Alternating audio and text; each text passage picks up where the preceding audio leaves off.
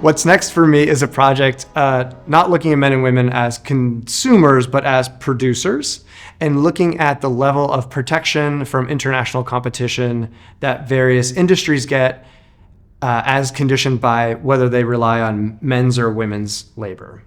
Well, if you were to, kind of close your eyes and imagine an auto plant where pickup trucks are constructed, you think about the people that are working there and what they're doing. The people who make pickup trucks in the United States are disproportionately machinists, and machinists tend to be men. Something like 80 or 85% of machinists are men in the United States. And the people who make garments in the US are disproportionately women. And even within that category, disproportionately Asian American women make up that labor segment. And if you then compare the amount of protection that those workers get, men making pickup trucks get this huge 25% tariff on international competition that makes their wages a little bigger, makes them a little more secure. The women making those linen blazers, they only get about like a 3% tariff on imported blazers, right? So they get much less protection from the US government. And Diana O'Brien and Tim Betts, my co-authors, and I, we argue that those tariff differentials are a function of women's underrepresentation in government.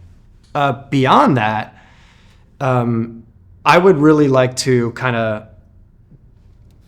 design theoretically a way of setting trade policy that's more about values and less about products. And by value, I don't mean like the dollar value of a product, but what we as Americans or Mexicans or Koreans, whatever the country is we're talking about, what we value in the world.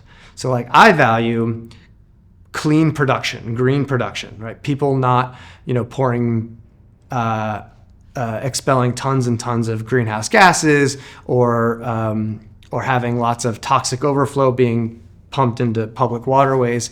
And I value gender equity. So I think that we should use our trade policy to punish dirty production or punish gender unequal treatment of workers.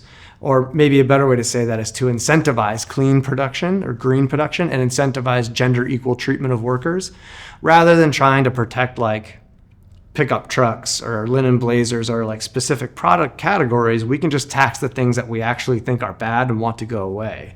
And those things for me are really, gender discrimination or other types of labor market discrimination and dirty production that makes people sicker and the world hotter.